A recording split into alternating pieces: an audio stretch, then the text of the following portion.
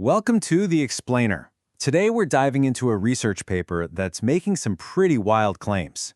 We're talking about a new kind of propulsion so efficient it could literally make propellers obsolete. So, let's just get right to it with a question that sounds like it's straight out of sci-fi. Are propellers, the things that have been lifting everything from our little hobby drones to giant helicopters for almost a century, are they about to become a thing of the past? Well, according to the paper we're looking at today, the answer is a pretty shocking yes. And to understand why, we've got to talk about the current champion of the skies, the drone. I mean, they're everywhere, right? They've completely changed the game for everything from making movies to delivering packages. But this champion has a really big and really noisy Achilles heel. And look, we all kind of know the deal. We put up with the downsides. Drones are super agile, they're pretty easy to get, and you can use them for almost anything. But the cons, man, the cons are huge. They burn through energy like crazy, they're so loud, they can barely lift anything heavy, and the battery life, forget about it. And that's not just annoying, it's a real wall. It's a hard limit on what these things can actually do for us. Okay, so just how inefficient are we talking? Let me throw a number at you. 533 watts. That's how much power a really good top-of-the-line drone needs to just hover, to just hold 1 single kilogram, that's like a bag of sugar, in the air. That is a ton of energy being completely wasted, just violently shoving air down to fight gravity. But what if you didn't have to blast air down at all? What if there was another way? Well, this is where our new challenger steps into the ring. It's called Resonant Acoustic Levitation. And the claims being made here, they are just unbelievable. Honestly, they're mind-boggling. So remember that 533 watts number for a drone? Get this. This new system, it needs just 0.63 watts. 0.63 to lift the exact same kilogram. No, that is not a typo. It is over 99% more efficient. We're not talking about an improvement here. We're talking about a whole new way of thinking about flight. And that crazy efficiency leads to some truly insane lifting power. A prototype model using only 200 watts, that's about what your PlayStation uses, can create enough force to lift 320 kilograms. I mean, that's like 4 people just floating there, held up by the same amount of power it takes to play a video game. All right, so we've got the champ, the drone, and we've got this new challenger, acoustic levitation. So let's do it. Let's put them head-to-head in the ultimate efficiency showdown.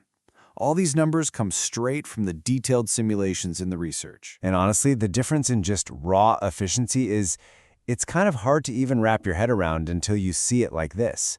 That huge bar on the left, that's the drone's power needs. And the acoustic system, it's that tiny little line on the right.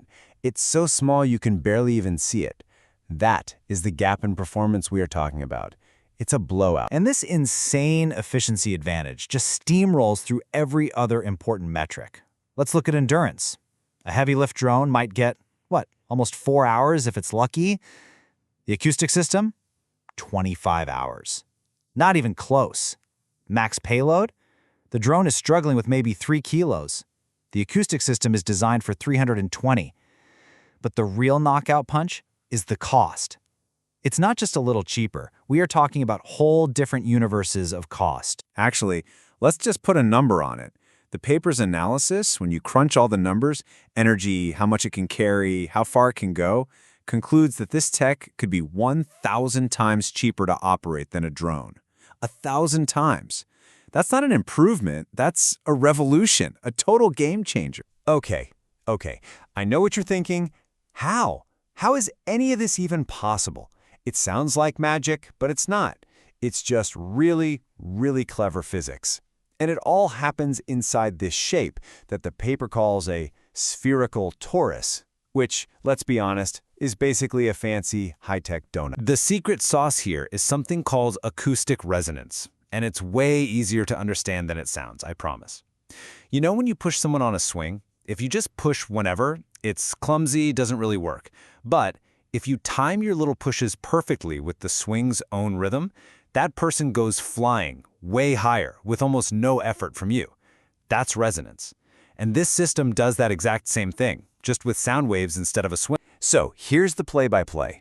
First, little emitters create sound waves, but they're super low frequency, so you can't even hear them. Step 2, these waves get bounced around and trapped inside that donut-shaped cavity. Then, here's where the magic happens. The system finds the perfect frequency, that sweet spot, and the waves start building on each other, amplifying the energy by over 1,000 times. All that focused energy creates this intense pocket of high pressure, and boom, you get powerful, completely silent lift. No propellers, no moving parts, just physics. So, let's zoom out for a second. If this technology is even half as good as the numbers say it is, what does that mean for our future? What does a world with this kind of silent, super efficient levitation actually look like? Well, the paper lays out a few ideas, and they are pretty staggering. Think about it.